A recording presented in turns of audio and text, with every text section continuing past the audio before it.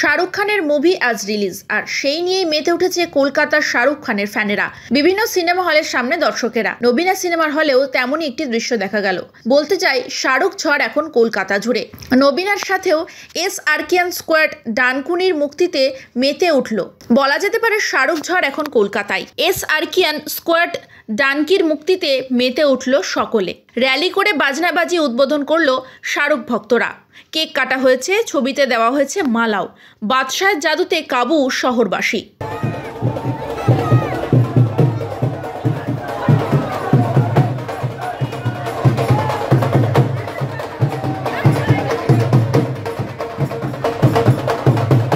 So this is the third time we are going to watch Shah Rukh Khan on the big screens, and we know what outcome it can produce. As we have already seen, there are two all-time blockbusters he has delivered in this year. One in January, one in January, and another one in September. And now this is Christmas Eve. He is coming with a classic movie known as Dunki.